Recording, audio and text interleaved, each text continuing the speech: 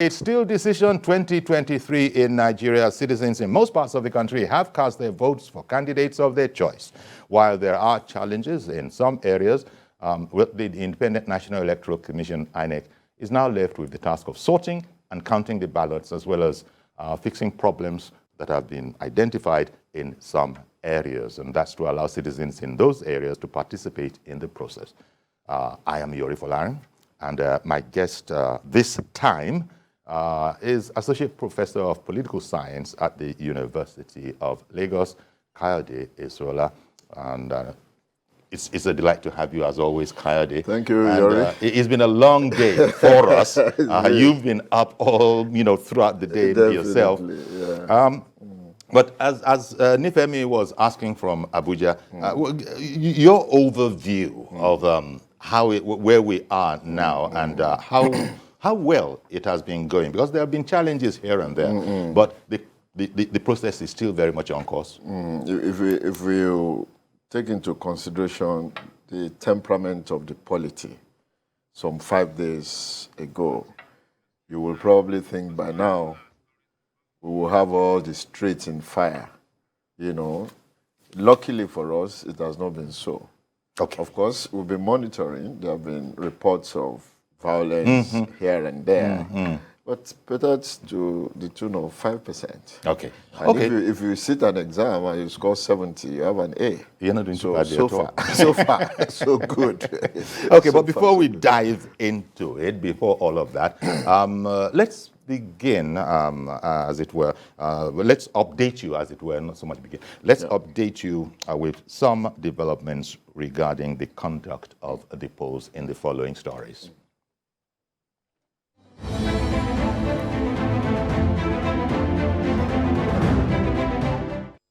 Our intention at this briefing is essentially to give you an update. The first one is the attack in Goza. Goza is in Borno State. And I want to report that the military has confirmed that it was an 81 millimeter mortar attack on 2 facilities, including a filling station near Inec office, but no damage to Inec facilities. But we have a situation in Bayelsa State, particularly in the capital, Enugu, where in 4 wards, wards 4, 6, 8, and 14, involving 141 polling units, the process was disrupted. We remobilized security. The situation is calm for us to proceed with the process, but the youth corps members express some apprehension of going back. So we met with the security agencies, and we have decided that voting in these 141 polling units, where the materials are actually intact, will take place tomorrow morning. In Lagos, we have been closely following the situation in Okota, Mofoluku, Oshodi, and Elegushi. We have been able to normalize the situation in a number of places, including Ikate, where voting is ongoing. So we'll keep our eyes on the processes in the other areas that I have mentioned. In Edo State, we had a situation that we handled yesterday. One of the parties whose acronym is on the result sheets, but the logo is not on the ballot paper, in a federal constituency, after meeting with the stakeholders, the decision was taken, since the materials are intact, to countermand the election. So we have suspended the election for Esan North, Esan South, and Igweben. The ballot papers will be reprinted, and the election will now hold along with the state constituency elections on the 11th of March, that is in the next 2 weeks.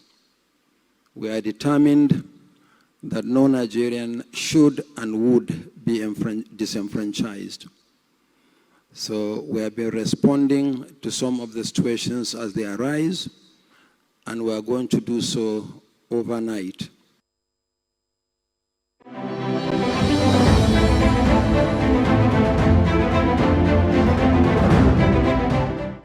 Presidential candidate Asiwaju Bola Tinubu moved from his Bodyland residence in Ikoyi here in Lagos to Sunday Adigun polling unit 085 Ward C in Ikeja to cast his ballot. He was accompanied by his wife, Senator Oluremi Tinubu, and after casting his ballot, he returned to his residence here in Ikoyi, and we had a chat with him where he spoke about the exercise and how peaceful it was.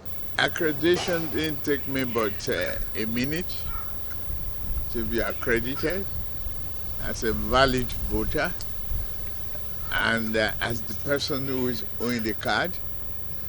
The voting exercise itself was smooth. Asiwaju Tinubu also spoke about how pleased he was with the security situation at the point of voting. For security, the security are doing their good job. They are not supposed to be in the area of voting.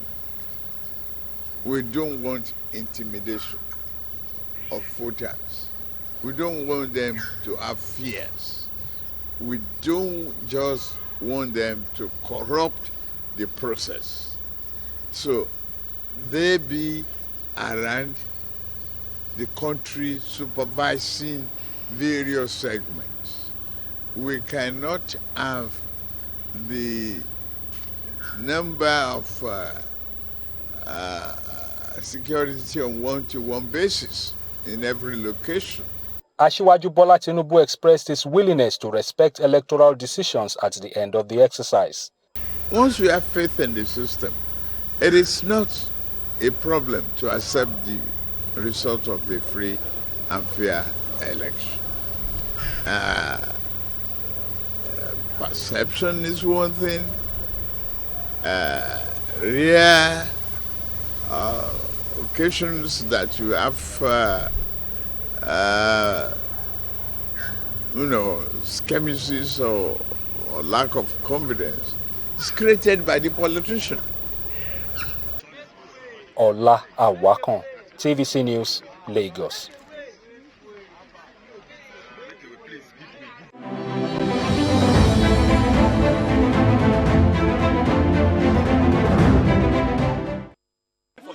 Then they started running from this way. Then they carried our things, they carried our box, they carried my machines. They almost used plank to even hit my head safe.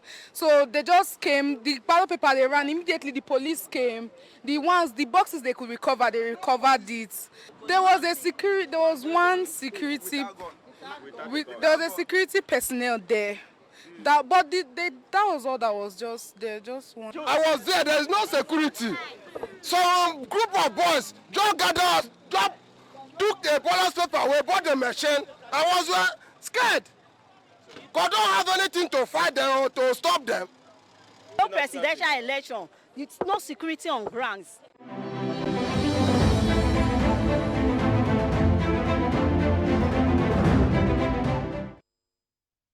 Okay, welcome back. And as I said, I have in studio Kayode Eesuola, Research Associate Professor of Politics at the Institute of African and Diasporan Studies at the University of Lagos. We were saying it's been a long day. Just looking at those stories, picking up on those, packages that we just saw.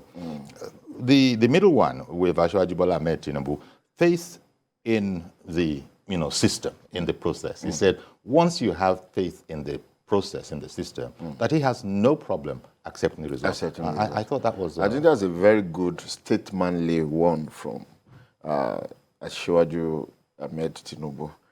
I mean, it will invoke confidence in a lot of youth who either will think that it's a do or die affair. Yeah. And I think the other presidential candidates should emulate that. No. So we can have Take a smooth lead run. from Yes. that, so we can They have a should smooth emulate run. that, yeah. Exactly. Because all of them that we've listened to from the morning, when the very early days, all of them said that, you know, it's fine. They can't complain about anything.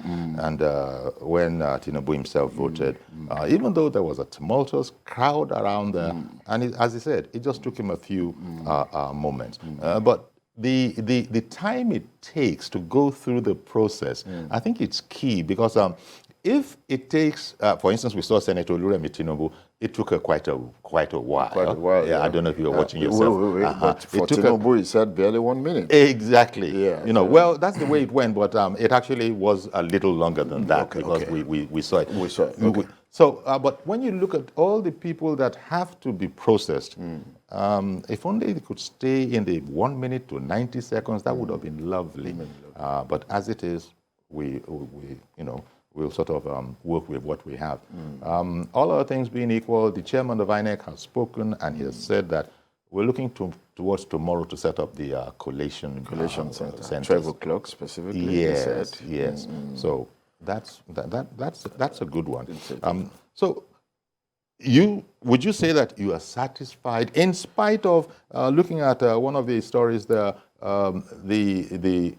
situation in Edo where beavers machines were actually stolen?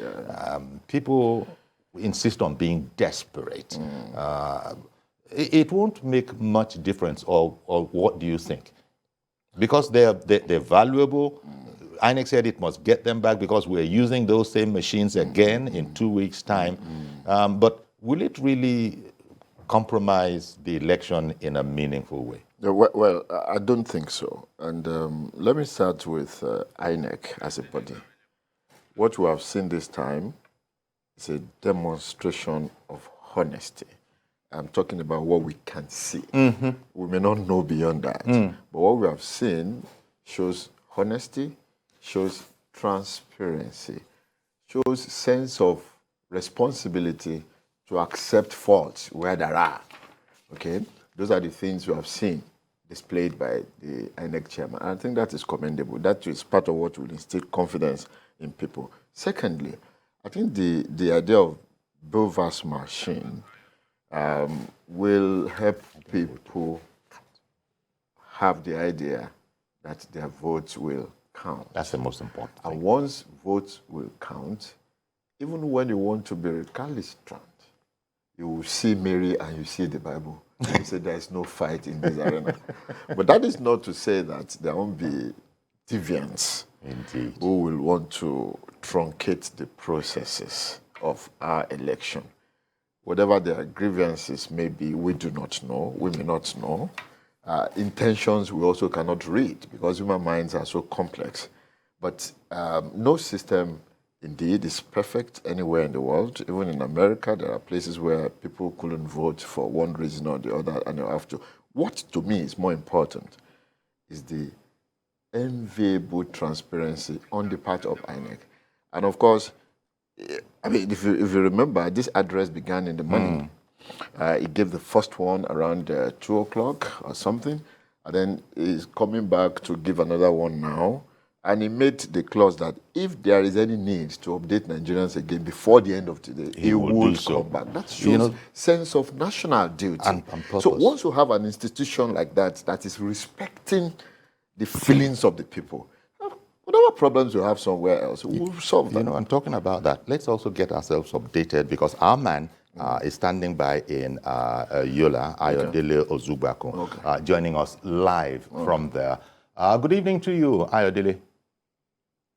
Good evening, Yoli. This is Aliu Iliesu, that ward and secondary school, and we have 2,000 registered voters in this 4 polling units in this secondary school. It's getting dark. So actually the process started, and when the process started around 9:30, 10, and it kept them till this time. As you can see, the polling units, this just the last of what the electoral offices, ad hoc offices are trying to do, just trying to mop up the rest of the ballot papers. They've done the counting, and while they were counting, most of the people waited behind after exercising their franchise, and they waited for them to count, declare the results, and all done and dusted in these 4 polling units here. And one thing that caught my attention is the determination of these people. They've been here, and the weather was like 38%, 38 degrees, scorching hot under the sun. They waited after exercising their franchise. Everybody came out and they waited till the votes were counted. So up to this time, they just dispersed in the last 20, 30 minutes, and the electoral officers are just getting their sensitive materials and non-sensitive materials together, dismantling it. They've already uploaded the results to ERC server of the Independent National Electoral Commission. So what we have here is just security policemen waiting behind, giving the kind of security to these people, and the ballot papers that are unused ballot papers, they are cancelling it and everything. So around the 21 local government in Adamawa State, one thing I noticed, turnout super impressive. And the functionality, the beavers, I spoke with the former EFCC chairman earlier, Nuri Badu, and this is actually his polling unit, and he told me that, look, that this is the greatest election he has had, that he has been voting here since 1999, that he has never had it this good, that 6-7 minutes, it was done and dusted, and he commended the electoral umpire for actually perfecting this system, and you could see people coming in and slow but steady at the end of the day, because the Inec chairman said nobody will be disenfranchised. I witnessed that today till the last man was counted here, and everybody voted, and all the votes were counted and results declared, and amicably for all the parties, they just went, everybody, it was a cordial atmosphere, no breakdown of law and order, and it's like a reference point to... Son, Ayo, can you hear me? Every other state. Ayo, Yes, I Ayo, can you hear me? Security was spot on? Yes, spot on. Security was spot on. But people, the way they conducted themselves, the way the electorate conducted themselves, they just came here and they waited as long as they could. And after exercising their franchise, they waited till everything was counted. And at the end of the results, they all went home. It's like a responsibility here, a civic responsibility that everybody must adhere to. They turned out en masse. At the end of the day, when they're declaring the result across the 21 local government in Adamawa State, you will understand better what I'm talking about. And if you are coming from the background of the PVC collection rate was 89.1% here in Adamawa State, Yori. Well, thank you very much, Ayo. I've got to cross over to Borno State now, where Jesse Tafida is waiting to also do what you've just done, which is update us. Hello, Jesse. Jesse. Hello, sir. Okay. So please go ahead now. Give us a situation report over there. Thank you very much. Voting has ended in Borno, in Maiduguri, the Borno State capital, peaceful.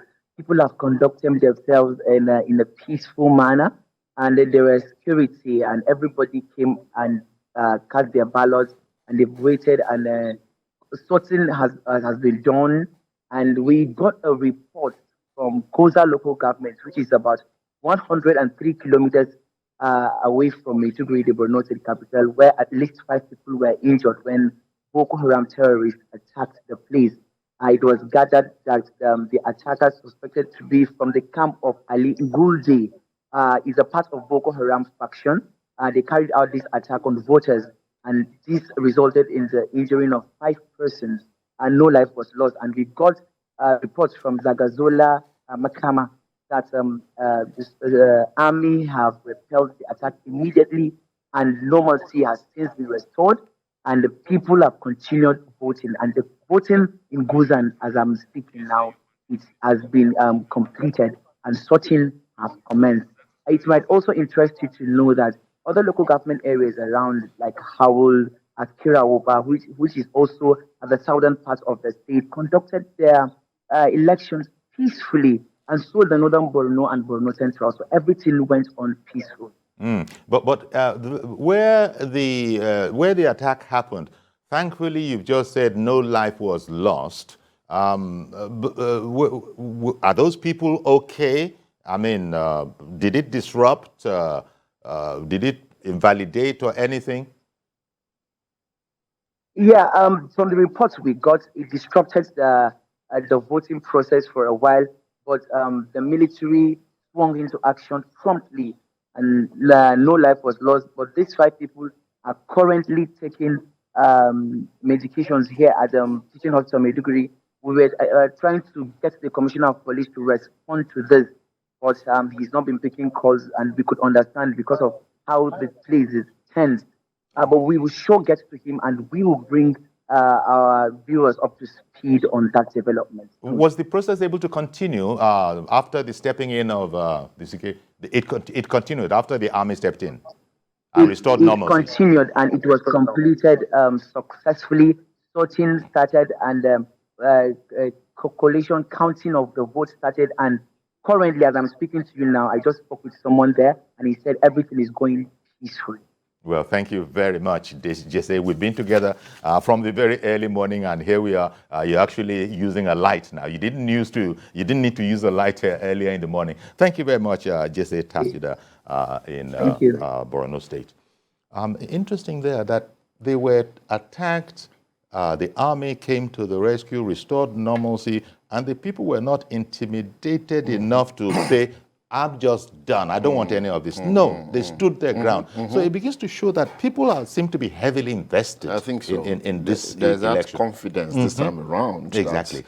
Going back to Ashiwaju's confidence in the system. In the system. So the people too were confident. And if you see the number of youngsters who are so excited that it will be their first opportunity to vote in life, you will know that somehow, maybe because of the innovation of Beavers, which promises that your vote will count. People are now excited and they really, really want to vote. And I think that's just the beginning of revolution, if you will, yes, in the Nigerian democratic system. Because the youth, just as you said, the youth have massively involved themselves in this election, whereas before they had the notion, as far as I could see from my little corner, of nothing, it won't count, they know what they're going to do. Yeah. But now they see that, no, your vote will count. Yes. And they've seen examples, even when they were derailed in Borno State, for example, they came back and continued. And so it goes back people of that area must have been used to such radical attacks here and there. So to them, whichever way it goes, we'll do what we're supposed to do, as it is. So this election, will be knowing tomorrow what exactly, where we are now, when the coalition actually started, when it starts. And so what we're doing here is, of course, it goes without saying, we're in the process of electing not just a new president, but also members of the National Assembly. I guess more returning some of them. Yeah, and returning some of them. And more of the attention has been placed on the presidential aspect of the election. But those, the National Assembly elections are also almost equally as important, and Yes, they are. But you see, don't forget, and I always emphasize this system of government called democracy did not evolve from our system. We read it on the pages of paper. We imported it for the purpose of operating our own polity. Therefore, it will take some time, definitely, for people to get to understand the process. Now, the gain we have made so far is that people now believe that vote is power because it's going to count. That gain is conspicuous in the 2023 election. But the dull part, as we have noticed, is that people think it's only the presidential that matters. They don't know the power that goes to the parliamentarians who will go to Abuja and take decision. And that is where education becomes necessary. That is where Inec becomes a tool for political education. And that is where the civil society must stand up and educate the people once again. We'll come back and talk about this some more. Okay. Let me now swing over to Kaduna State, where Sarah Ayeko is standing by to give us the latest from the situation report. Hi, Sarah. Good evening to you. Light is fast receding, but quickly go ahead. All right, so at this polling unit where I am at, they just finished the voting a couple of minutes back. So what they're doing right now is sorting and counting the votes cast. This polling unit has one of the largest registered voters. We've seen over close to 1,000 voters come out here at these two, because there are two polling units in this particular location. So we've seen them come out in their numbers to vote. Of course, the governor of the state, that's in Kaduna State, has said that for him, it's a low turnout of voters. But let me take you back to just a bit of a background as to how important this state is.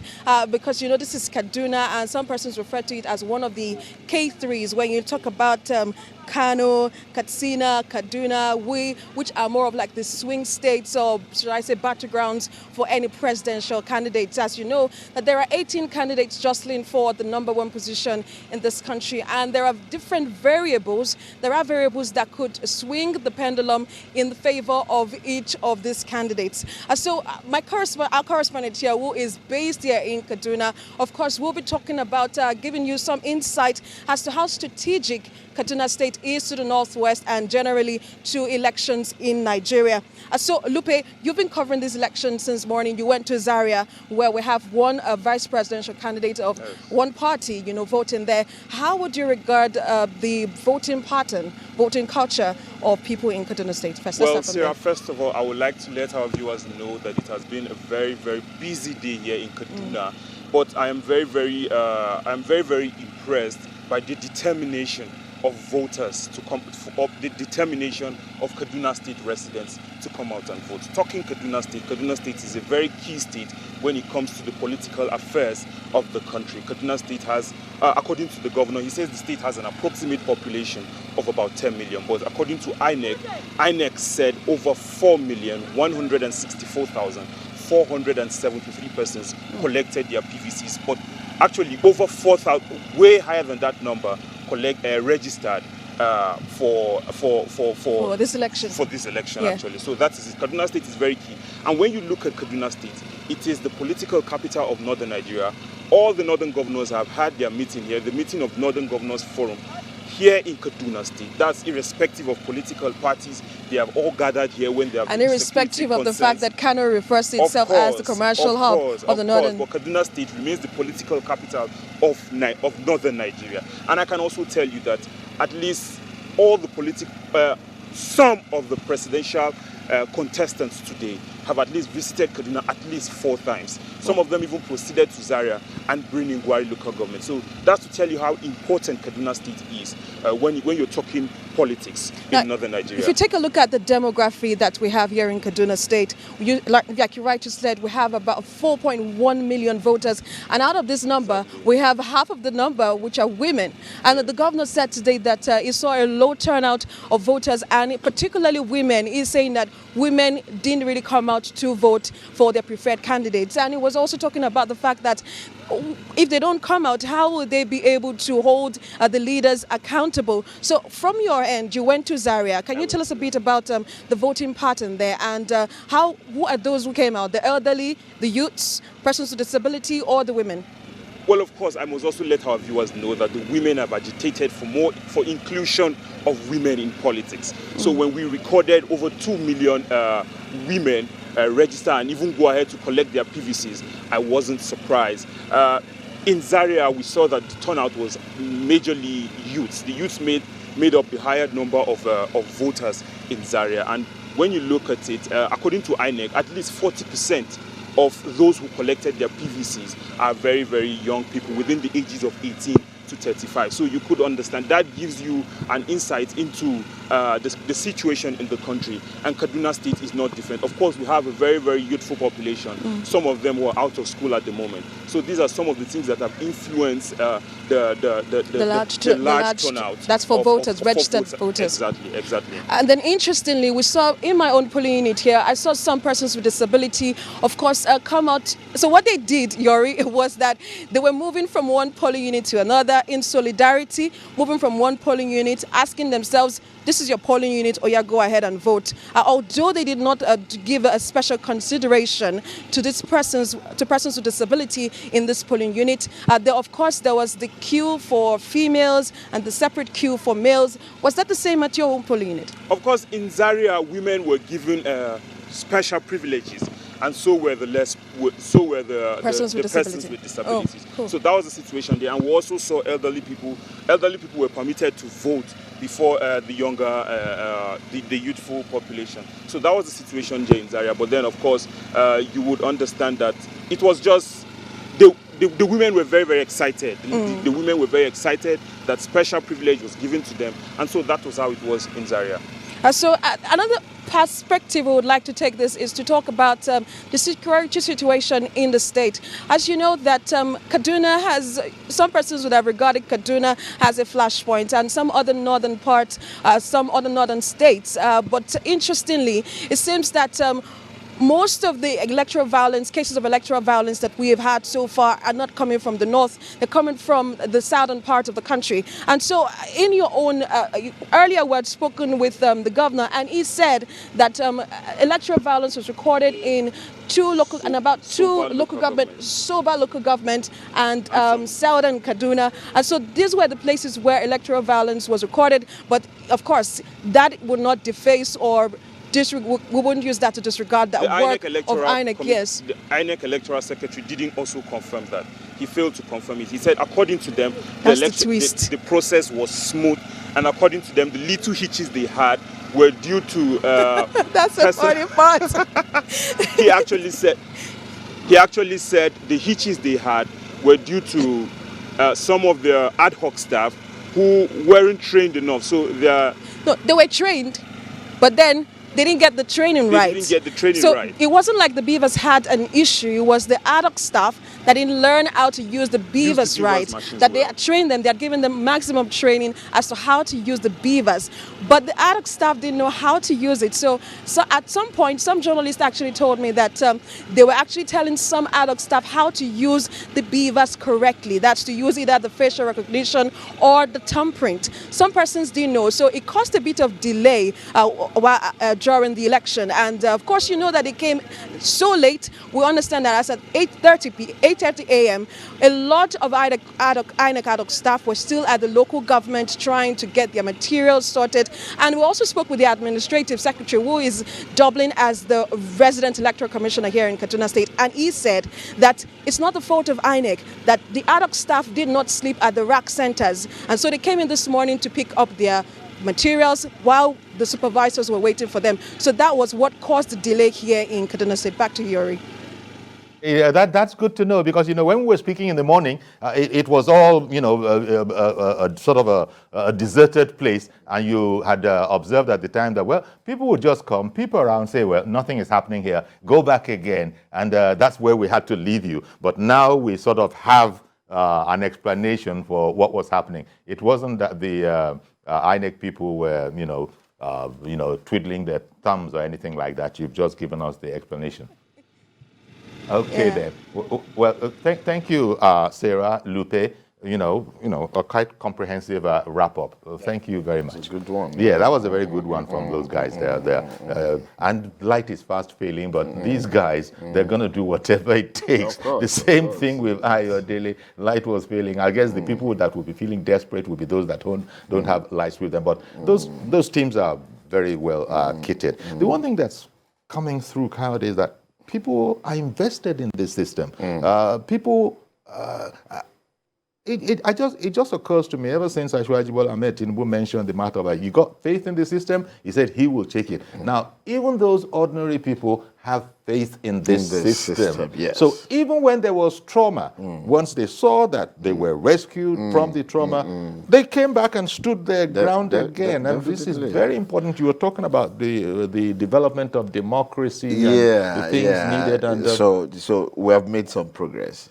And interestingly so, I'm happy about it. People now know that votes count.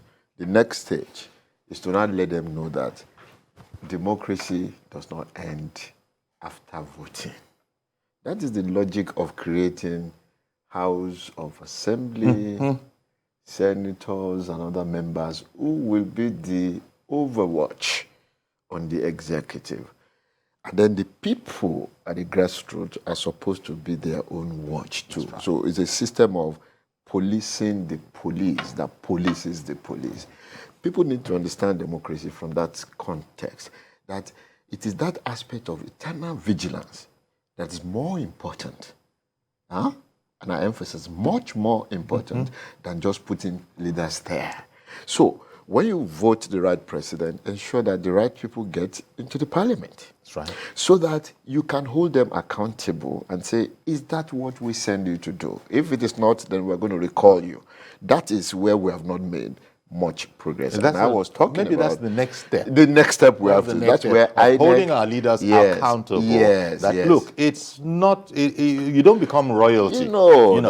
You don't become royalty as a result of having been elected. It's not a case you still are accountable. Definitely. One, to those overseas site functions, oversight functions, and then to the people ultimately. Definitely. Because even as you were just explaining, a watcher can be watched as well.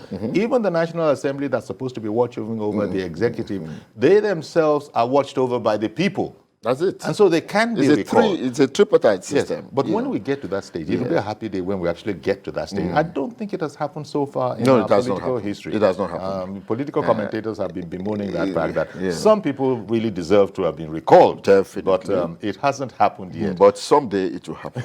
Now, when people remember what they passed through, come rain, come sunshine, come insecurity, shooting of guns everywhere, and they were able to still vote, I think they will be more serious this time. So it's a kind of wuru to a particular extent. But I think we should also charge certain institutions of the government that are created to ensure that these issues come on board, especially the National Orientation Agency.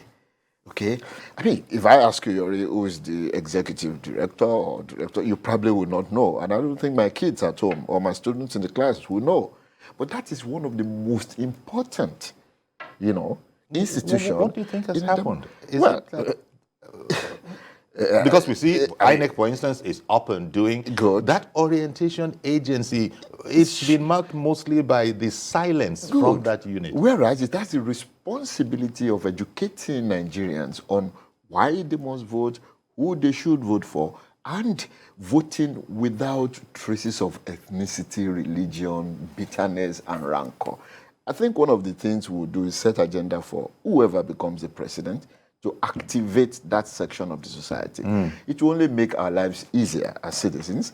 It will only make INEC's job easier, and then the nation can only get better for it. You mentioned two words in there, Kayode, ethnicity and religion. Definitely. And global commentators have been saying that, look, slice it any way you want. Nigeria's election is going to largely revolve around those two words. Do you agree? Yeah, I do agree, 100%. And I'll put my agreement into perspective. Okay. Theoretically, ethnic groups, religious groups, are simply satisfying the natural development of the society. People will always create groups and subgroups. That's why you have Nigerian Union of Journalists. That's why you have ASU. It's just that their own grouping is based on ethnicity, based on religion. The central idea is to forge identity and solidarity whenever it is needed. So I'm not against ethnicity and religion coloring, voting in any way, because you cannot help it. All over the world, it goes like that. Even in the US, in other countries, you have race, you have color, you have class determining, elections. So it's a bit academic to want to say that forget ethnicity, forget religion. It's really utopia. How are you going to do that? It's utopia. How are you going to do that? I mean, people will come to the front of the television or the national media and say, we are a praying nation. Yes. We're a godly people. That's right. You're referring to religion. You are. So how do you want to divorce people from that? Every Sunday you see the number of people who troop to churches. Every Friday you see the number of people who go to mosque. They have loyalty to that system. And there's no way you can remove that value from their mind when they are voting. I wish we could. Yes, you just don't want it to swamp everything else. That is the other part that I'm now going to. That while we have no power over those two things occurring in the lives of the people, the National Orientation Agency, the civil society, including journalists and those of us who are teachers, should emphasize that those groups and their interests should not operate at the expense of the interest of the nation. And that is the way to go. But eliminating it, how? No society has been able to do so. What you just said there, so who would therefore, because it seems to me like you're thinking about some sort of regulatory authority there, if they're not going to, overdo it, and because it can easily be overdone. You see, there are ways societies have solved that problem in the past, and they use state institutions, they use orientation. For instance, if you look at the very first amendment to the United States Constitution, the opening phrase is, Congress shall make no law respecting the establishment of any religion. It does not allow religion, but Congress has no business with religion, which means religion remains a private affair. It has no place in the public. I think that's the first thing we have to do in Nigeria. Yomi, if you're a Christian, continue to be a Christian. If I'm a Muslim, let me continue to serve Allah. But in my private domain. That's right. Therefore, the Nigerian state should stop using public money, taxpayers' money, to send people to mosque or Jerusalem or Mecca. But it's also very well ingrained. Any national event, you bring at least two religions. You can bring. So can we have the religious prayer from this side? Can we have a religious we prayer don't from even that need side? religious prayers. People should say their religious prayers. Look at the second phase of the national anthem. Which prayer is more than that? O God of creation. There's no coloration of religions there. Direct our noble cause. Guide us, lead us right. Help our youth. And so on and so on. That does it. It doesn't matter what which faith prayer you profess. goes beyond that. Nothing so really. we must institute laws that will put religion in the private domain.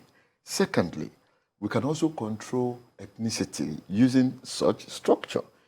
I am not going to say you stop being Yoruba. You've been Yoruba and you ever be Yoruba. The Hausa man will always be.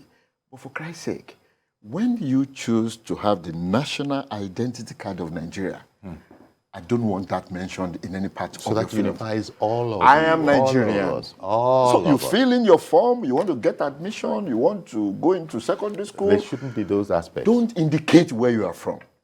Do things like this will help us see the merit of every situation, including the political. Well, okay, and then we run away from that's it's one view. As you know, that's not what we have now. Because in your passports everywhere, of course, there are it's far from that. Yes, it's far from that. So maybe that's even something of a utopian idea itself. Well, it may be, because it might be difficult to achieve, but we must take steps towards achieving it. See, when the state is strong, it produces strong institutions, and those institutions can take decisions that can be, albeit painful, but will achieve, the focus at the end of the day.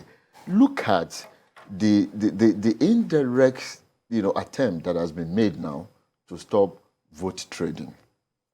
Yes. Ever since money. Yes. I've been to 2 or 3 media houses this morning. The case of people bringing money to bribe voters at the polling booth, have not been reported. I've not heard one. Maybe later it will come. Why is it? There was a preventive measure. That's right. Restricting your access to cash and the possibility of having anything to go to. So even, of course, people will devise other means, but that has been controlled to a particular set, level. So if we can achieve that, we can also take steps towards achieving other things. It may not come easy, but it will not come easy. But ultimately, the society will begin to change. This is what I call the process of democratization. Because we have not arrived at democracy yet. We're just in the process of democratizing. But if we are consistent with it, and we see the positive, we applaud it, we see the negative, we complain, the system will come up. And we arrived at this conversation from considering the National Orientation The National Agency Orientation and Agency. its seeming absence in our national affairs. It is there, it has offices, it has directors. People are there collecting salaries. Yes, but you just don't know what they're doing. Well, yeah. In fact, matter of fact, it might be hurting them if they're listening to this, yeah. hearing this. Well, we don't want to hurt them. We want to give them a wake-up call exactly. into their duty. Matter of fact, Yori, at the eve of every election, it is the National Orientation Agency that will send people to different constituencies to discuss with people on what is at stake in this election, how to do and how not to do. That's not the business of Inec. Although, of course, Inec has, education, political education, but it should be more of the National Orientation Agency that should do this. I think we should give them that wake-up call. Indeed. And set agenda for whoever becomes Indeed, because ever so often on our current affairs programs, they come up for mention, but not in a flattering way. It's always you that, won't even remember where is the National Orientation Agency? What exactly are they doing? How come we have this thinking? Because if somebody had been working on education, as you said, these things might have been affected. But, well, it is what it is. We'll talk about this some more later on, but the National Orientation Agency, it is felt that there's a lot that they could bring to bear on the situation. Definitely. Now, the whole question, I suppose it's to be expected. Sarah Yeku she sort of recalled that, look, all these difficulties, the violence and all of that, you don't see very much, if any at all, of it in the north, funnily enough, because people think of the north as a hotbed of, agitation and all of that. She said, you don't get much of it here. What's in the south? What do you think is going on there? Because indeed, those attempts have been made to foment violence. Happily, the security people were able to put them down. But, we can't have blanket security all over the place. It's unfortunate that people were hurt before the army could get to them. But what do you think is part of this orientation? Everybody's preparing, the whole country is behind this noble cause, and then some people are actually planning how we're going to go and attack. Forget the Boko Harams. We know that is their day job. But how about in the south? Well, I mean, like human behavior is very difficult to predict. If I do not take an act, I cannot expressly tell you why I took that act. But we can theorize, and that's the best we can do. When you have a society like ours, where the reward system is highly skewed, what you do is create some group as wretched of the earth. And from this group, you now make available recruitment for rascally, abnormal, and deviant behavior. There is no way, Yori, you go and count 1, 2, 3, 4, 5, 6, 7, 8, 9, 10 of those who have been apprehended for snatching ballot box or destroying Bova's machine.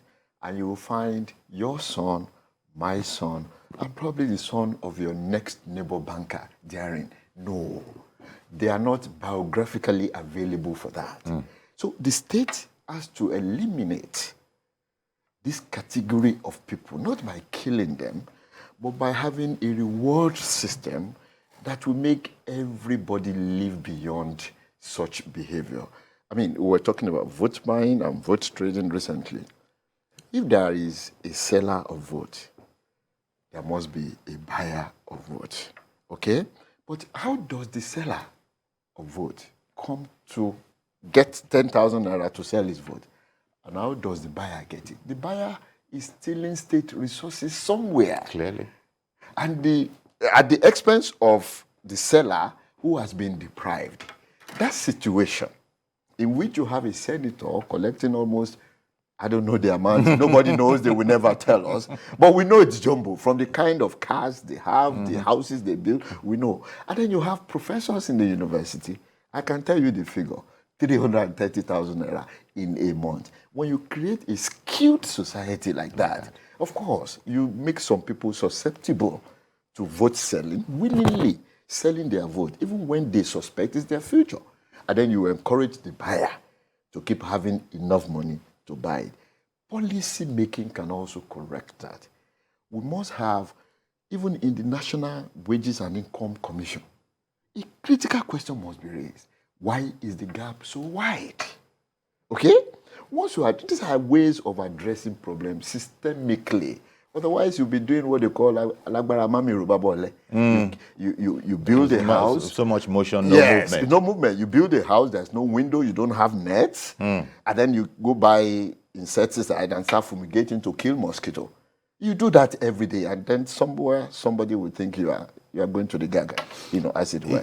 So we must institute all these practices in the institutions of government, and then we'll have better results. Now look at the news that the police in Port Harcourt had arrested a person with $500,000. So you can imagine that. Now this person, is said to be a member of the House of Representatives. Definitely. I mean, the police were able to name him. So you then begin to wonder what kind of people, what happened in that election? Good. How did we bring this kind of a person in? Even though it hasn't got to court yet, he's still a suspect. Pronounce him guilty. No, he's still a suspect. We'll wait for the process. But how did he get that kind of money?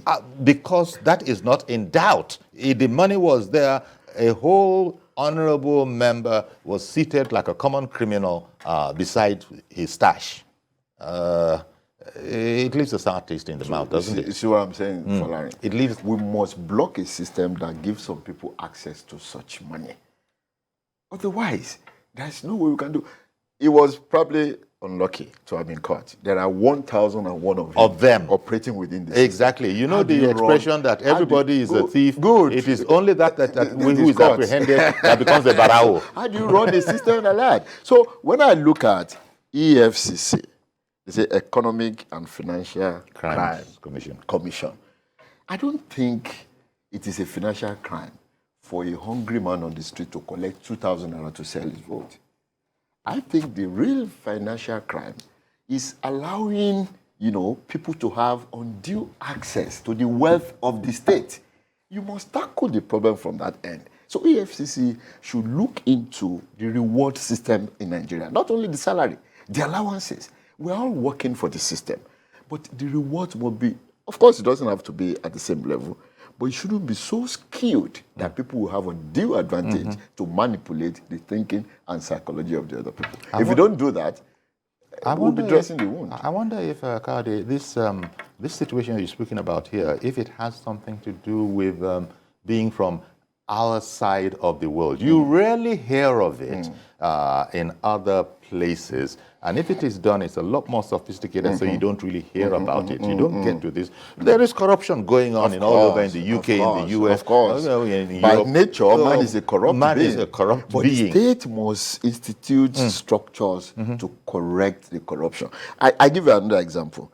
I am government. I give you an appointment letter that says your salary in 1 month. And I sign it off. It's 30,000 naira. And I know in that country, a bag of rice is 45,000 naira. Now I expect you to have a wife, to have kids, to live in an apartment. I am, by signing that letter and giving to you, instituting you into corruption. Okay? Whereas in other climes, what they do is have a structure that looks at the trend of inflation in the society. If that structure sees that, look, the cost of a 2-bedroom flat is now 30,000 naira, anybody within the system who is expected to live within that income will be adjusted without agitation. We must have a functional system. And that is why I'm impressed this time that our youngsters are coming out, because they've been to all these places. The Jackpot syndrome, we have also traveled to many of these places, and we see what's obtained. But when we tell them, sometimes it sounds like fairy tale that, look, can this ever happen? So what emphasis are we giving to systemic change? Now, that's one of the challenges that's going to be before whoever wins this. But I hasten to add, Kayode, that we've been saying this over the years, that the incoming, the next president, the next administration, the next government will have to look at this. But once they arrive, it looks like there's so very much to do that maybe they're overwhelmed and they begin to concentrate on what they have sort of extracted as these are the key for now. We can't do anything if I don't have security, and then you lose sight of everything else. They have the right to do so. To prioritize. In Yoruba, I'm sorry, I'm Yoruba, they say, Agbara ojo lohun onile wo, onile ni onigba fun. The gully erosion will not hesitate pulling down your house. Yes. If only it's up to you. You allow it to happen. That is why I was talking about the civil society and the orientation of Nigerians about democracy. That voting is not everything. In fact, as far as I'm concerned, voting is the smallest instrument of democracy. The bigger one is eternal vigilance. From the first policy statement made by whoever you elect, as governor, as president, you must begin to interrogate. Once you start and say, sir, this cannot stand, from the first speech, and he makes the second one say, no, this cannot stand. He won't try the third one without consulting with the temperament of the people. So when you vote, don't go to sleep. You vote, you set agenda for the government, and you insist that that agenda is complete. Through your structures. Yeah, through your structures. If you look at the university system, it's a system that should tell us what a democracy should be. I mean, you sit JAMB, you sit post-UME, you get into the university. University has admitted you, you have an admission letter, so you are a student for life. But same university, we constantly check you on test, on assignment, on semester exams, and ensure that you are doing what you have been admitted to do until you do your final exam when they give you paper. That is the part that is missing in our democracy. Along the line, you get expelled. Exactly. That's the record. That's the impeachment. Exactly. We don't, so people just but vote. We haven't explored our democracy to those extents. Then it's high time we started exploring it, and that's the emphasis. So I was going to bring our culture into it. I was going to bring our culture into it. Definitely. That look, is it a function of the way we are deferential to elders. We don't have 45-year-olds in place as leaders in other societies. And then there are things that cannot be said. The point was made, well, that is courtesy, but the point was also made that, well, the elders were allowed to vote first before. Well, that's common. That's understandable. Straightforward, even physiologically, they are weaker, they don't have the strength and all that. Exactly. So that's understandable. But does our very culture and the way we are, does it sort of factor into this? Maybe we can come and talk about this some more. Let's take a few more stories on this 2023 decision.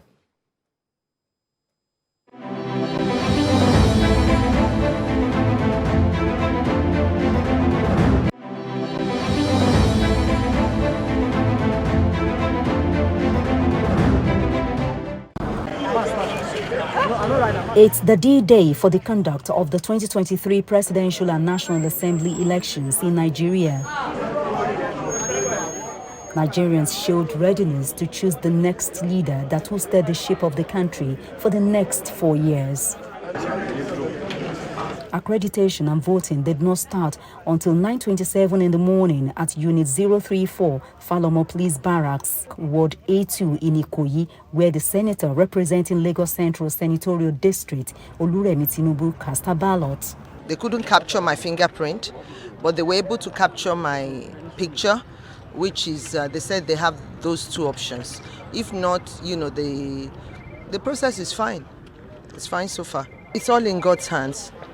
And let His will be done. There are 634 registered voters at the polling unit 006, Eyekole Ward in Adeniji-Adele, Lagos Island, where Governor Babajide Sanwo-Olu and his wife Ibijoke were part of the process. We were cast our votes without without any form of hindrance, without any form of intimidation or anything, so I want to confirm that it is live and well here. I think there is a fairly good turnout here. Other voters expressed satisfaction with the election. This is my first time of voting, and with my expression, everybody knows I'm happy. We can't just sit down at home, go to church, go to mosque and pray for a better Nigeria when we are not working towards it. It's a no for me. Sorting and counting of ballots followed at 2:30 in the afternoon at Eyekole ward.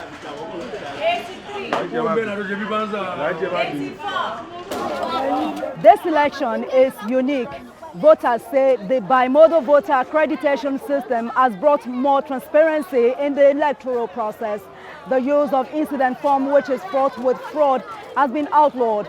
It is now purely one man, one vote. Adedoja Salam Adeniyi, TVC News, Lagos.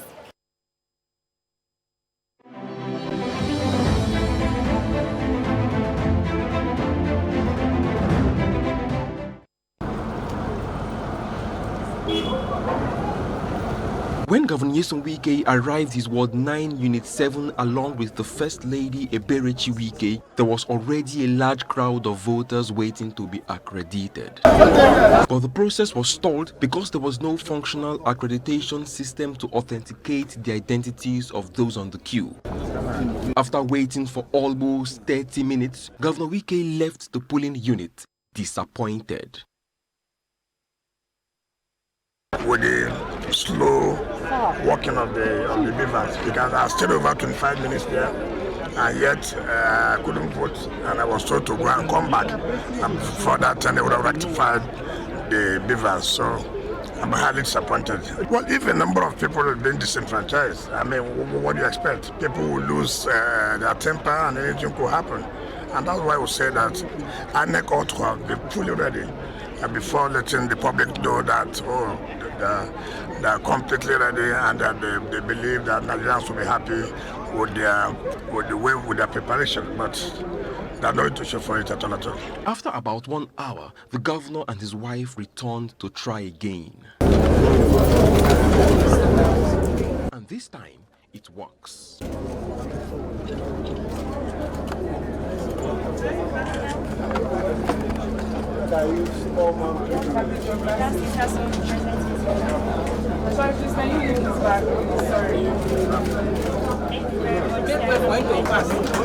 believe it will be sorted out, but their patience cannot be taken for granted. I believe that every Nigerian wants to participate in this particular election. So Inec should do everything within their powers to see that people vote. The governor was able to vote, but as at the time of filing this report, the First Lady has still not voted due to the persisting problem with accreditation. Uche Okoro, TVC News, Port Harcourt.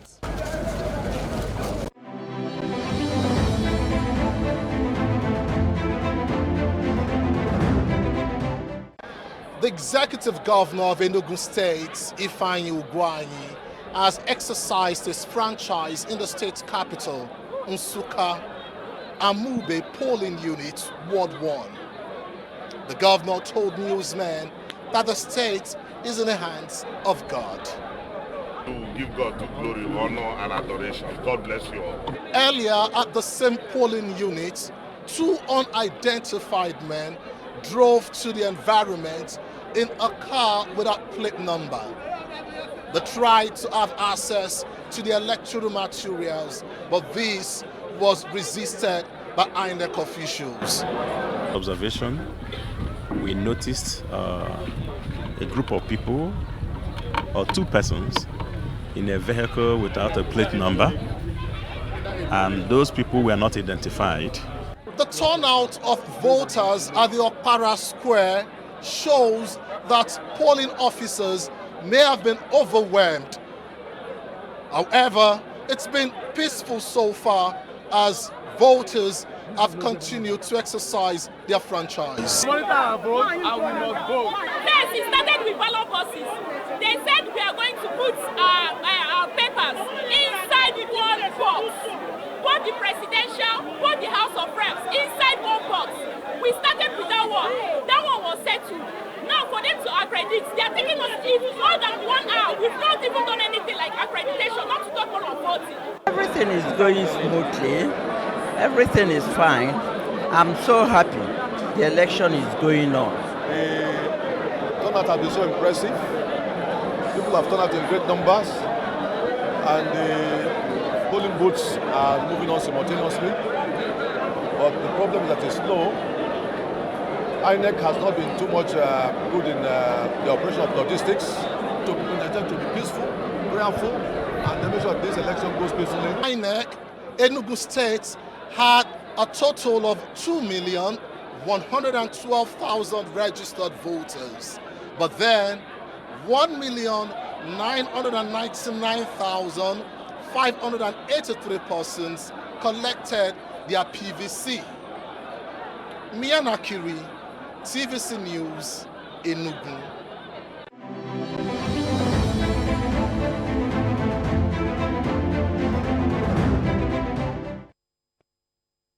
It's what the 9th National Assembly had done to produce an electoral act, an amendment of the electoral act that gives INEC sufficient latitude to introduce technology, more technology for the election process. It didn't take me more than a minute to go through the Beavers accreditation process. It didn't take me more than a minute to cast my votes. This is very important for our democracy in Nigeria because the process cuts out any tendency for compromise, for fraud, for multiple voting, and so many other things.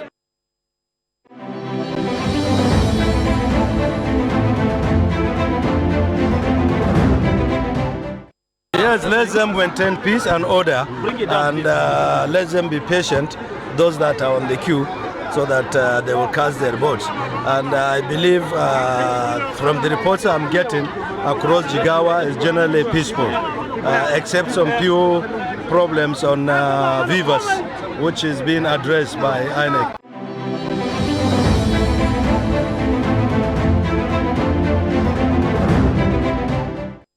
Very good process. I came within 2-3 minutes. I've gone through the accreditation. I've collected my ballot papers. I've voted. My wife has done the same thing. I think I must commend the process. It's a lot of improvement and a departure from what we used to have to a more prudent and efficient thing. There is no perfection here on earth, only God that is perfect. So I advise our people not to be looking for faults. We should embrace change and innovations towards national development.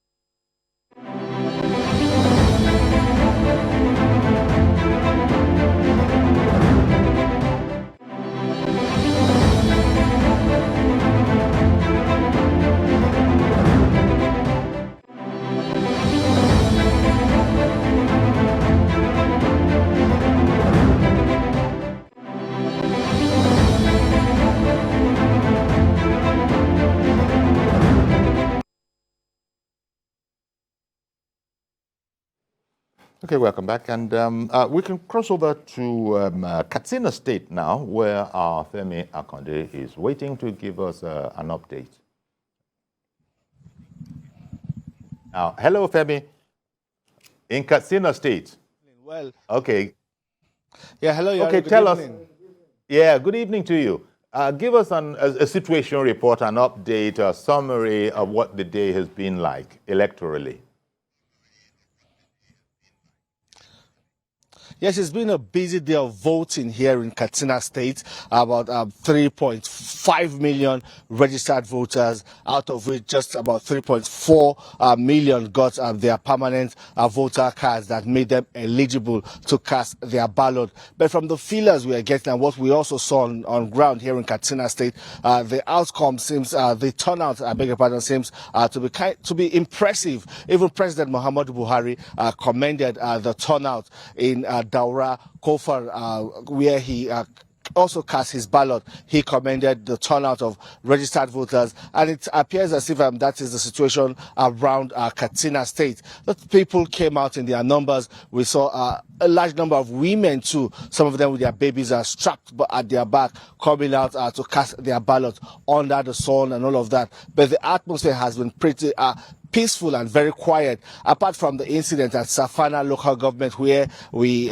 got reports that there were some hoodlums attacked the polling units and snatched the biomodal voter accreditation system, but INEC eventually replaced that and voting continued. So people were not disenfranchised in that area. So far it's been a pretty busy day for the voters. In some polling units as we speak, sorting and counting is going on. But largely around Katsina State, voting has ended. What is going on right now is sorting and counting, Yari. Now, the security was spot on, I believe, in you know, the president's home state. Well, to a large extent, especially in Daura, where Mr. President cast his ballot, you know, Mr. President is the most protected man in Nigeria. So we saw a heavy deployment of security agencies, the police, the DSS, the army, the members of the armed forces, and all of that around Daura. It was really a fortress, I would say, but, you know, that did not even scare voters because they did their best to not infringe on the voting area and also not to militarize the whole process. But you know, it was well secured for Mr. President to come out and cast his ballot. He was accompanied by his wife, members of his family, and also personal assistants and domestic staff of Mr. President. He ensured all of them registered to vote here in Daura so that they would not be disenfranchised because, you know, they are always on duty around Mr. President. So coming to work with Mr. President, traveling to Mr. President to Daura did not mean that they will be disenfranchised. They all followed him to the polling unit after Mr. President cast his own vote. All of them, one after the other, also were able to cast their vote. So it's so far we've not had any serious incident that security agencies had to respond to. Everything has been under control. Nothing has been overwhelming for security agencies here in Katsina. Well, thank you very much, Femi Akonde, for that roundup. You know, thanks again. Okay, that's our Femi Akonde in Katsina there, giving us a report. We've since been joined by Deji Bademosi, journalist, independent journalist, and good to have you on the program, Deji 360, because you have your own program and you're on even our own station. So glad that you could drop in.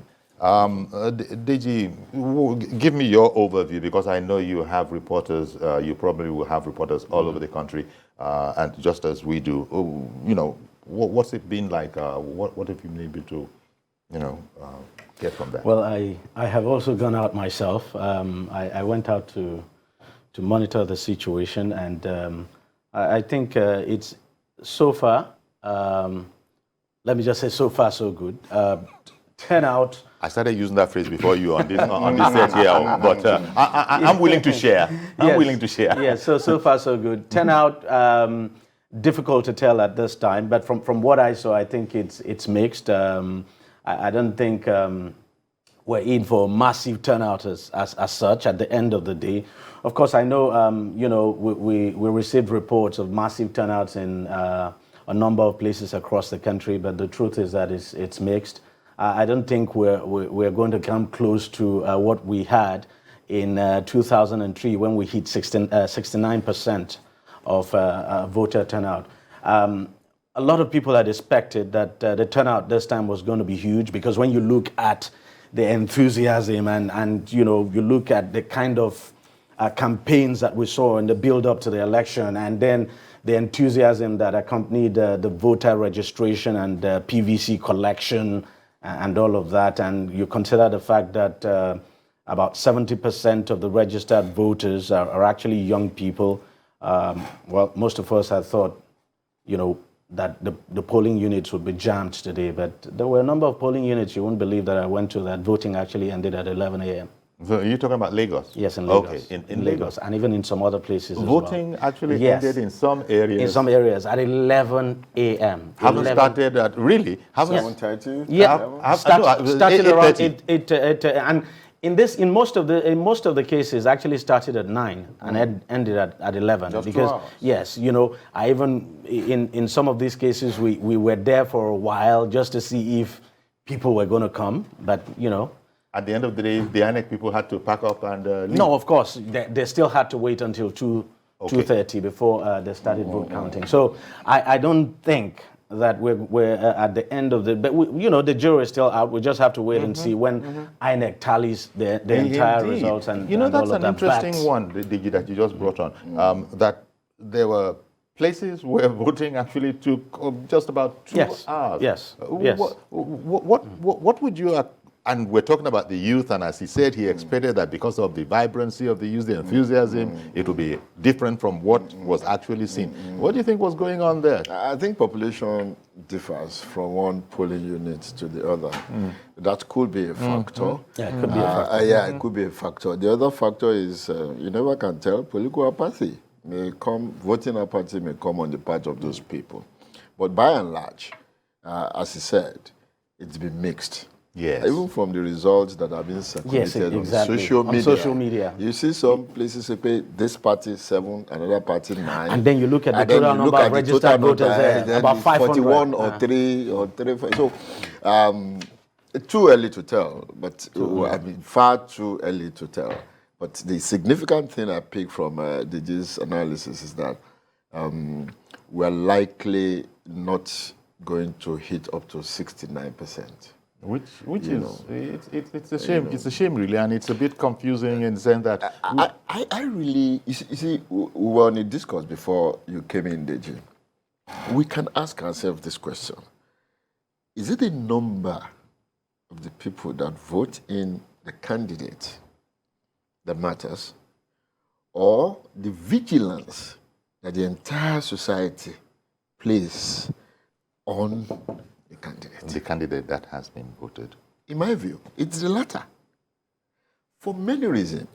The tradition, the culture of voting has already excluded many people. You must be up to a particular age, 18 in the case of our own constitution. That, to me, is unrealistic. Are you telling me that a child of 17, 16 years does not know what is going on in the polity and therefore cannot take decision? That's part of the errors. I'm theorizing. I'm not talking about, I mean, it has happened. Mentally derailed people, many other people, and people who do not register. So the voting system has already excluded a lot of people. And that's why I made the point that in democracy, for it to work very well, voting is just an infinitesimal part. The greater part is the vigilance part. Well, I hold that responsibility goes to everybody, including the below 18, the mentally derailed, those who have PVC and those who don't have. Once there's a problem in the country, shout, and then it will be reversed. Okay, but eternal vigilance. Yes, I hold a different opinion because I think first is the more people participate in the process, the better for the country, and it's a sign that democratic culture is actually taking root. You get the point. And besides, the more people take part in the process, then the more they are able to hold whoever they've elected accountable. So when very few people elect, very few out of a majority elect the leadership of a country, for instance, there's a problem there when it comes to accountability. Because what it essentially tells us is that, look, the majority do not care who actually leads the country. They do not care what actually happens. So democratic culture is not deepened. Democratic governance, too, is not deepened as such. Accountability becomes a big issue, and you also run the risk of that leader who was elected by a minority now not really doing much. I mean, believing that at the end of the day, the majority will just take whatever he does. So, vigilance is... I take your point about, on one level, the more people that elect a person, the better. The better. Party. But even if it was a minority that elected him, accountability is still for even those that didn't vote. Yes, I understand, but they will still be able to say that. Yes, they will still be able, but it also raises a moral question. Oh, okay. It raises a moral question. If I have not voted you, if I did not take part in the process, it raises that moral question whether I'll have the moral capacity, even within me, to question some of the things you in do. Nigeria here. Yeah. we will question even where we say we don't have a right. But I get what you're pointing. The whole concept of democracy, the whole concept of democracy, I think requires that, and Prof would know this better than I do anyway, because I mean this is what he teaches in the classroom. So I mean it requires that the majority of people take part in what happens in their society, especially when it comes to electing their own leader. Vigilance, of course, is very important, and vigilance connotes accountability and okay. Hey, Kayode, on that point of vigilance, I was just interjecting my 2 bits that even if you haven't taken part in electing a particular person, the Nigerian that hasn't taken part still reserves his right to say, I am your guy. I'm not going to take it. I'm not going to take it. I am the boss. You are my public servant. That doesn't mean that you are below me. To add to what you're saying, there's no point of disagreement between Deji and I. We're just technically different in a way. He is talking about the importance of voting. Yes. Via the majority. I am saying voting is just a small aspect of democracy. Whether voted by the masses or voted by the minority, it's still a small... voted president. I voted for LP or JPP, as it were. I must hold you accountable. Definitely. I mean, the concept applies, whether it's the majority. Do you understand? Yeah. So the number of voting is not good enough for us to say uhuru. Yes. What is important, coming back to what you use as democratic culture, that democratic culture is the culture of eternal vigilance. Of course. Culture of resistance. Culture of checks and balances. Culture of people going to their senators and their reps members and say, what did you do? Did you have my mandate to do that? Until we push that. And, before you came, we were talking about National Orientation Agency, the Public Complaints Commissions, and several institutions of government who have the responsibility of telling people, election is good, it's important. But for 1 or 2 reasons, there are many people who have been cut away from the system of election. But everybody is accommodated within the vigilance system. And I likened it to the university system. We give you admission, you come in. We constantly check you every week, ensuring that you come to class, attendance, you take tests, you take semester exam, you take terminal exam, until you graduate.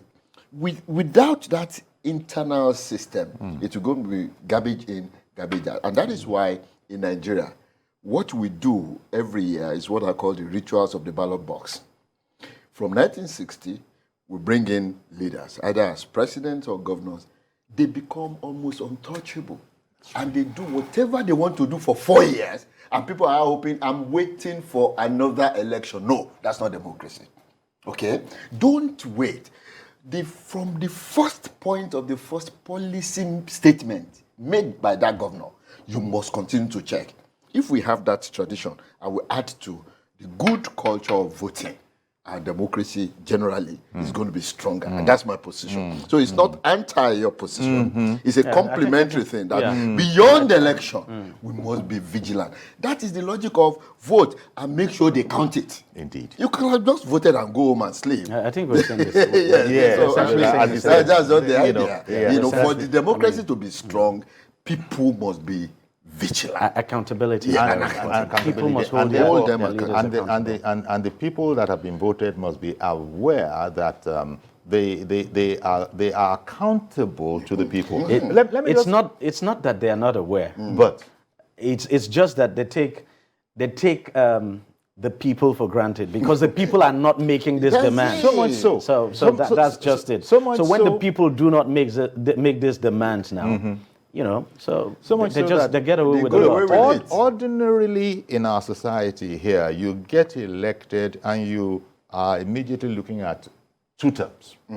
You're immediately looking at this one I've been elected to, and all other things being equal, there's another term to follow. Even in where we're sort of looking at democracy and learning from. In America, it was a shock to Trump. I mean, it was a shock to Trump, but the American electorate said, no, thank you, Mr. Trump. It's enough. You're not getting that second term. We were talking in some aspect around these that we don't call our elected people to sufficient order. We were talking about the power of the people to recall, for instance, a representative or a senator. We haven't seen it used yet.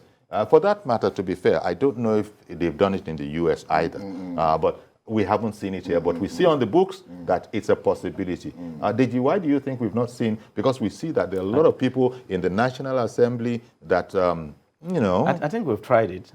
And I can't remember the Republic now when we succeeded in recalling. But the truth, something like that. Dino Melaye faced it, but he faced it, but he survived that. He survived that. Now, the way they got rid of him. The reason is because the conditions laid out in our Constitution make it difficult to recall a member, and that's the reason why the Dino Melaye case actually collapsed. It's a almost difficult, impossible. almost impossible. So it's just like you asking the Executive Council, the Federal Executive Council of the Federation, the Federal Executive Council now to impeach the president. You know, we saw something like that during the presidency of the late Musa Yar'Adua. You know what played out, because at some point, everyone was waiting. When the Senate, the National Assembly, was not going to do anything, everyone was waiting for the Federal Executive Council to actually start the process. You know how. You know what played out. You know how the Minister of Information then, the late Dora Akunyili, you remember her outburst, and then the Minister of Justice. So it's the way it is. The conditions laid out are very, very difficult to fulfill. And we've spoken about these kind of things because it's a good thing that it's coming back. Yes, what Kayode was doing was that he was saying, look, let's theorize about this. Let's just put it and let's look at the bare bones. And you find that and sometimes they do these things too, so that you know, they are not subjected to abuse, because you make it so easy. Your political opponents could take advantage of it. So you know, there are points on both sides of the debate. But I think the point that we're putting across here is one that Kayode sort of brought up, that this is not the end of democracy. Voting is not the end of democracy. Certainly not. It's part of the process. And the much more important part, once the person has got in, is to now watch them, because politicians are not, they're not skint on promises. Human beings generally. All of us. You know what I think? I also think that the quality of a society also determines to a large extent the kind of. When you say quality of a society, you mean our level of development, our current level of development? Well, not just level of development, even the level of education, the level of enlightenment, and all of that. I think that they play very important roles now when it comes to, for instance, holding leadership to account and all of that. So it's a problem. We're growing. We will get there, but it's a gradual process. I mean, it's a gradual process, but I think that is where our problem is. And why did I say so? Take, for instance, this election going on. Honestly, would you say the voters out there, that the majority of them are voting on the basis of the manifestos presented by the candidates? I doubt it. I looked at the manifestos of all the candidates. What do you call manifestos? Well, they are all saying the same thing. You can't see any fundamental difference in the manifestos. Even though the political parties themselves will be quick to disagree with you. Well, they will be quick to disagree. Yes, their manifestos are out there in the public. Those who run the political parties, do they know what manifestos are? Oh dear. People mistake manifestos for party programs. They are not the same. They're not. Manifestos come out of ideology. If you are a popular party, a populist party, if you're a conservative party, you clearly see you clearly derive your your programs out of your manifesto that will emanate from that ideology. And that is why we have that kind of thing. But I like something that Deji just talked about now, the quality of the society, he puts it. It's part of what we said here the other time. You see, the idea of democracy is premised upon one assumption. And that assumption is what we tell the students as possessive individualism. That I, as an individual, I have been able to live above many demands well enough to look at 1, 2, 3 candidates very critically and take informed position upon them based on qualities and merit. How many Nigerian people are of that status? We're not there yet. Deji, if you know what 5,000 naira can do in the life of an individual in Nigeria today, then you'll not be shocked that that person is selling his vote for just 5,000 or 10,000 naira. It will make a whole lot of difference. Who created that? The political class. So the quality of the voters that we have will definitely be a factor, just like he said, in the runnings of the democracy. And that's why I said the other time that the civil society must be vigilant in everything. Which includes the press. The press, you know, with everything, including the reward system. As it is in Nigeria today, the reward system is highly skewed and gives opportunities to certain people to hijack the resources of the state to be buying votes from the impoverished sellers. If we stop governors taking security votes, meaning what? For what? You are creating that kind of situation in which the man will have enough money to buy people away because the people are poor. But at the same time, as Deji pointed out, some of these things, if people are actually deploying them appropriately, it's good that they were there. But if, as we have, witnessed, people are doing what they will do simply because they are in charge and in total power, then we end up where we're bemoaning such.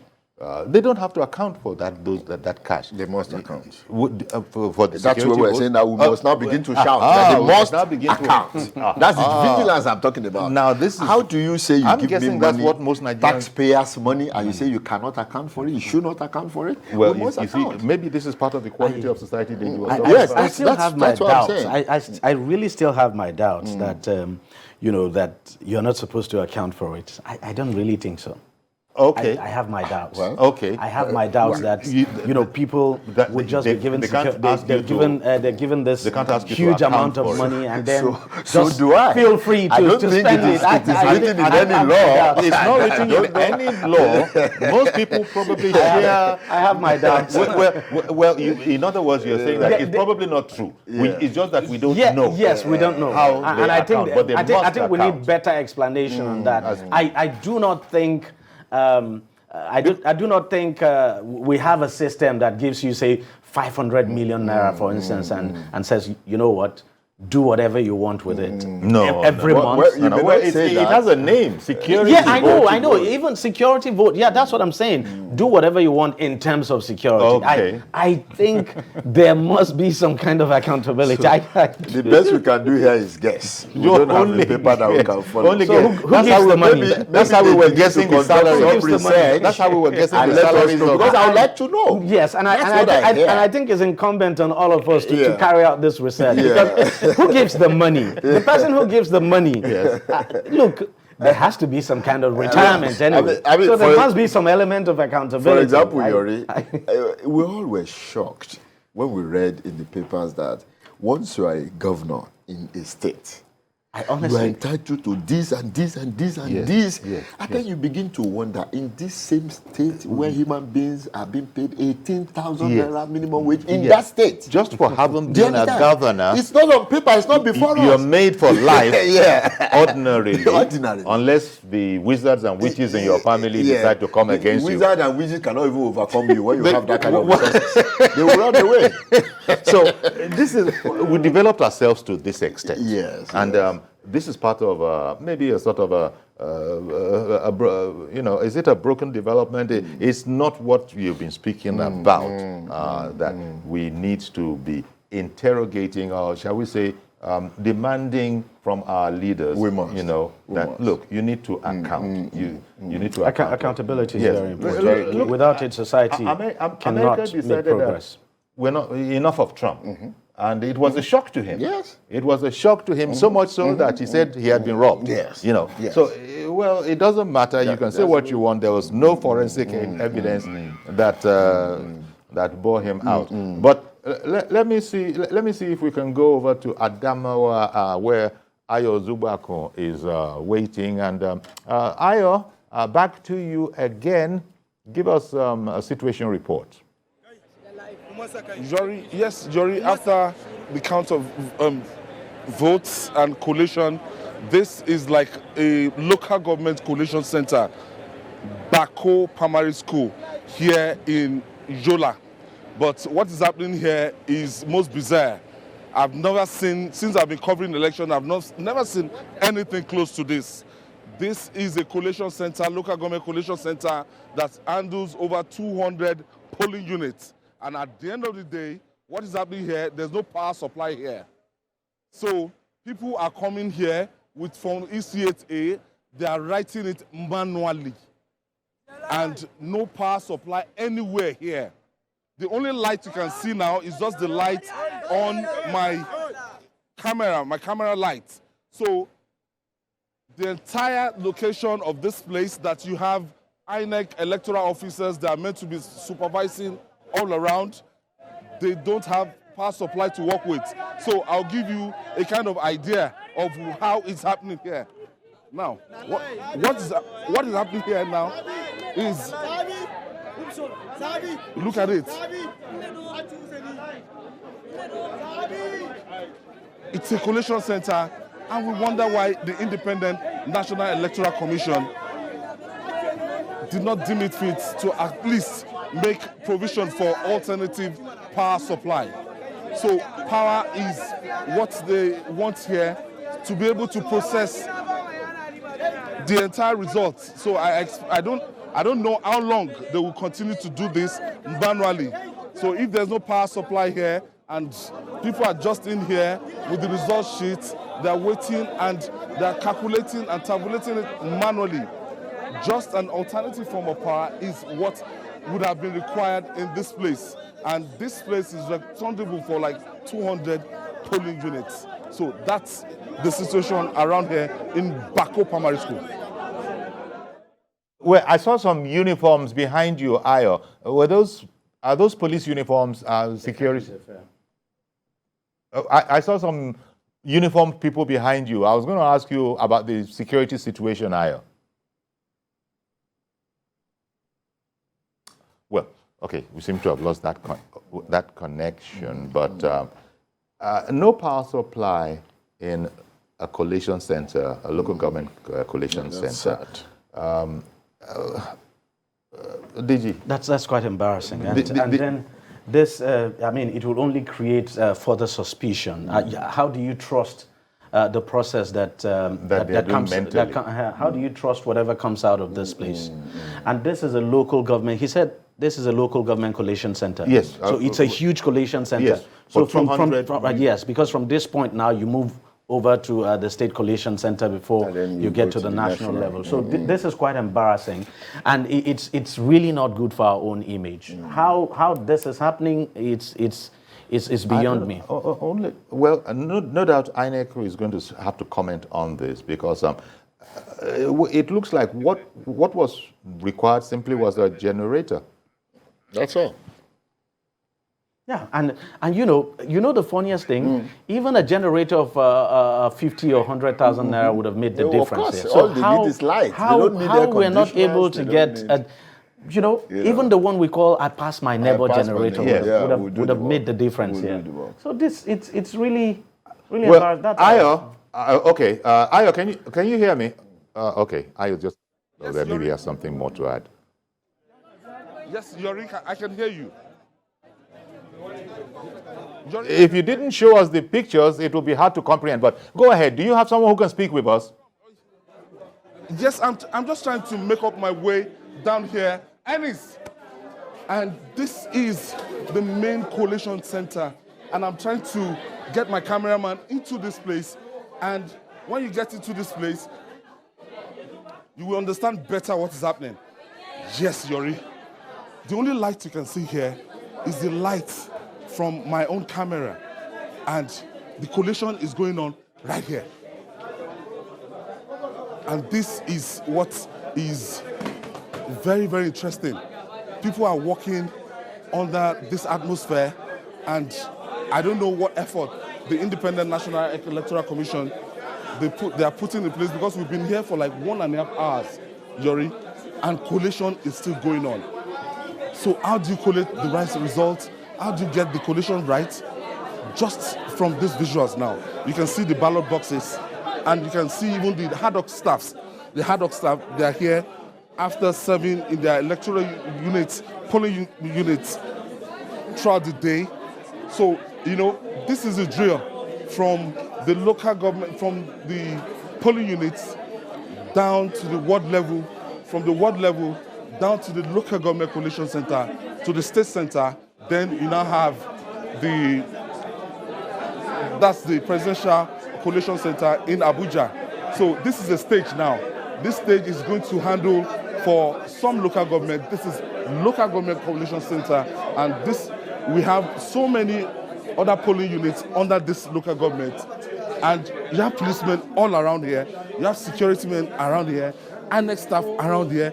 But what is happening here, how they are able to work under this atmosphere, is something that really beats me, Yori.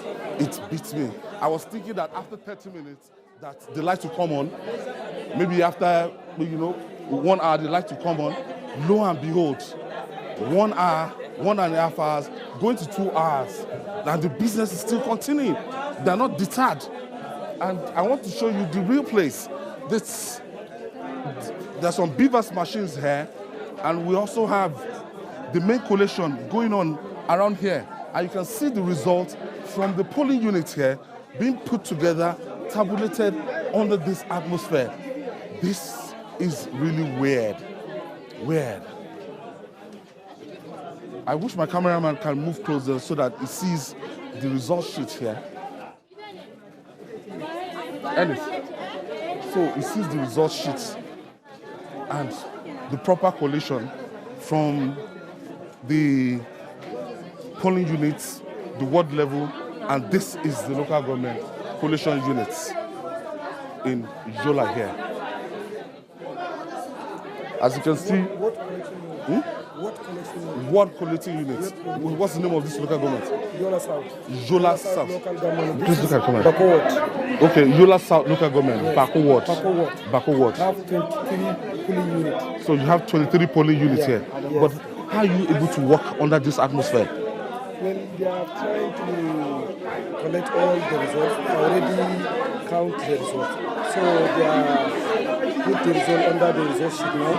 They collected it is every collection they bring here into the collection center. How transparent is this process? How can you be working under darkness? What? How transparent is this process? You are working without lights. Well, they have tried. They are using their phone lights. You see how they are using their phone lights? They are using it. Yes.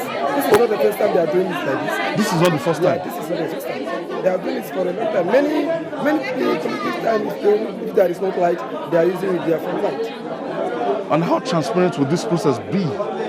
My own is this transparency here. Yeah, this is how our own politics in Adamawa. Some not all. Not all the local governments. Yeah. Thank you. Oh, thank you. So, Yori, that's the situation here in Yola South local government. Well, Ayo, well done, Ayo, because there you are. You've only been in that place for 2-3 minutes, and you're sweating. Seriously. You're sweating seriously already. Ayo, I wonder if is it that the standby generator was faulty, or none was provided for? What?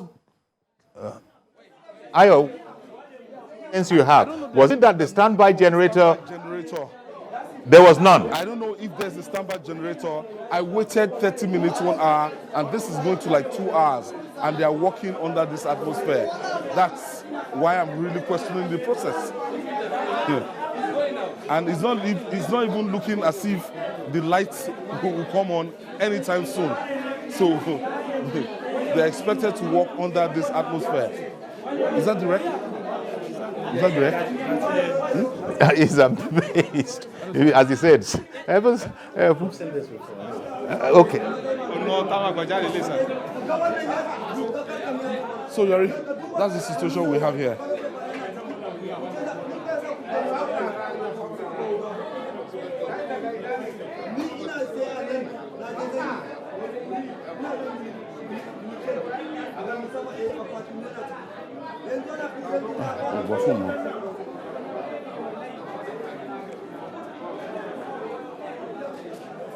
Okay, done. Perfect. Well, this looks like it's not unheard of. Yes, it's not unheard of. I mean, we've had situations in this country where voting, for instance, went on late into the night. People were voting using lantern, and the results were counted at the polling unit. But that's at the polling unit. I honestly have not seen anything at a collation center. That is responsible for about 200 units. About 200 units. So and you can see the whole place is in darkness. It's in. No, it's amazing. This light is from the camera. Yes, yes. It's really amazing that there is not a generator. Our elections should not be like this at all. It should. I mean, our election. I feel for those ad hoc staff too, who must be very tired. I just went in there for about 3 to 5 minutes, and you could see. And you know, some of these ad hoc staff would be coming from far-flung areas, I mean, remote areas, and then they come to the local government collation center, and it's like this. You can see some of the core members, they're looking very tired, that they have to work under this kind of condition. How much, what are they getting? Okay. Ayo has left that place, and I don't blame him. He has come away from that place, haven't taken us in to see it, and it's not a good picture in at all. 2023. I mean, you see, it doesn't matter whatever the timeline, but in 2023 to be seeing this, this is going to be very embarrassing to INEC. Yes, and this is actually going to trend because this is quite negative. It is going to trend a lot, and unfortunately, some people could use this to define our elections. It's unfortunate, as you say, it's very, very unfortunate because all it just, I don't understand. It beggars belief. That somebody's back is being improvised as a table. Oh dear, it's not a laughing matter. I mean, this is supposed to be something serious. Yeah. It's not a laughing matter at all. That this is a picture of a collating center at work in Nigeria in 2023. The INEC conducted organized election. That this is going on. I'm sure the poor professor or chairman of INEC is going to be so unhappy about this, because what does it take?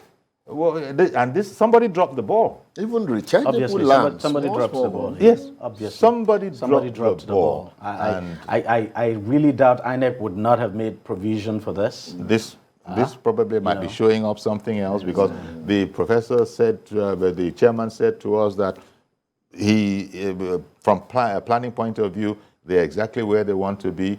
They don't really need raw cash, but the little that they do need, the central bank organized it, and so they have no want at all. So now see that one of your collating centers for 200 polling units, there is no electricity there. People are working with phone torchlights, and if we didn't show it, people wouldn't believe it. I'm just wondering, could they have been thinking that this whole process would have been concluded during the day? Of course not. There's no way this could have happened. It's okay. It's not good for the eyes. This is a depressing scene. So let's cut away from there. I believe our correspondent Ibrahim Kasali is in Birnin Kebbi. Let's find out. Hopefully, there's light there. Blinding light. There you go. Yori, yes. The situation is the same here. Where we are now is Mehalelu ward of Nasarawa, Unit 2. If you can look to my left, you see sorting and counting of ballot papers as it goes on. And if you look around, you see that people are holding their phones, with their phones torchlight serving as the only means of illumination. The bright light you see from the right is from our camera here. So it's the same thing. And you see a lot of people here who are gathered to see what the result is like. It shows the interest that Nigerians have. But it's quite unfortunate that we are operating in this kind of environment. Look around you, young ones, yes, journalists, everybody is here just to see okay, but what the results Ibrahim, will be like. And this Ibrahim, is the difference here. All around training. I beg your pardon. It's actually Kasim Kasali. Yes. Okay, Kasim, that you're at a polling unit there, not a collating center. Yes, this is a polling unit. Election started here 4.5 hours behind schedule. So they voted until around 7:30, and this is just the beginning of sorting and counting. It's the same situation all around Benin KB. Most of the polling units, just one started voting at 10:30 a.m. in the morning. All the other polling units in Benin KB started voting at 12:30, between 12:30 and 1 p.m. this afternoon. So this is where we are now. It's just sorting and counting now. Okay, and probably people might not have thought that it would take as long as it has taken, and so maybe they didn't provide for a generator. What did you come up with as to why we're? Yes, they started late, and once you're on the line, you will vote, no matter how long it takes. We understand that, but were there no generators provided for in case they were needed? Generator here. There is no generator provided here or anywhere we visited today. And we've gone around some of the polling units this night as we speak. This is where we decided to stay for the light so that people can see for themselves. Nigerians are interested in voting. People are here waiting to know the results. But this is the current situation. Okay. Just phone light, our own camera light, and the people waiting. You can see some of the core members who are adults, some without their footwear now. They are tired, really, but it's just what they will have to. I think they are getting. Yes, exactly. Deji, you were saying that it being a polling unit, there can't be generator, but people people have parties. When I say there can be generator, the reason I said that is because this is not unusual. For the collation center, yes, it's not something I have seen. I mean, in my years of covering elections, but for this polling unit, it's not unusual. And remember, look. Where do we use as polling units anyway? You could have polling units on the road. You could have them, you could have polling units anywhere. Even in Lagos here, there were polling units along the road, streets. So not in people's houses, just open spaces. So who would then provide generators? What you would expect, and I think Inec would have anticipated that election at that polling unit would have been concluded earlier than now, 2:30 or maximum 2-3 hours after. Yes, exactly. But then you heard the reporters say that election started 4 hours behind schedule there, and I think in a number of places we would have this kind of situation across the country. Let me just, I beg your pardon, you can continue, but let me just release Kasim Kasali, in Birnin Kebbi. Thank you very much for bringing us that depressing report, but it needed to be had. This is following from IOS. We'll also be checking. We'll soon be linking up with TJ Adeoye to find out what she has. But you were just saying that the nature of these things. This is how it goes in these polling units. The way we cite our polling units. You go around Lagos. You see where polling units are. Of course, you have polling units in schools. You have them in some other public places, but then you also have polling units just along the road, in the middle of nowhere, bus stops and all of that. So who takes responsibility for providing, for instance, say electricity there? And just as I said, no one ever thought that election was going to go on there till this time. So you see why it's important to organize elections to keep to the time. So if you say, look, polling stations will open at 8:30. Make sure they open at 8:30. At the very worst, let it be 9 o'clock. And then no matter what, between 9 and 2:30 or probably 3-4, the whole process would have been concluded.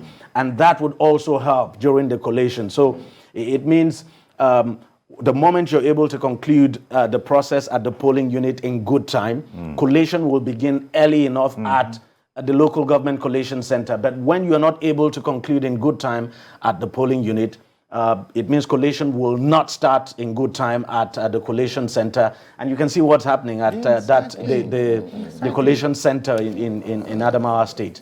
Obviously, you could clearly tell that for this kind of thing to happen, election did not end in good time at the polling unit, and that's the reason why you have this. I hear you. And this, you know what this tells you? It clearly tells you, look, it will take some time before we get the final results of this election. So we might be looking at Tuesday, Wednesday. Exactly. It's not impossible. Even though the chairman of INEC was a bit on the optimistic side, clearly he hadn't factored these kind of logistics happenings nightmare. in. I mean, it's the usual you know, thing. I suppose it's not too kind of me to say that it's not exactly rocket science.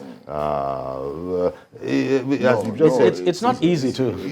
You start late, it's going to have its own roll-on effect, and so I understand that it's not easy, but I thought but for something we've done continuously from 1999 to this period, we should have anticipated. Yes, exactly. And you know, one interesting thing that I see, even amidst the confusion of darkness, is the people's determination to stand by and watch what happens to their vote. Exactly. Nobody is going home.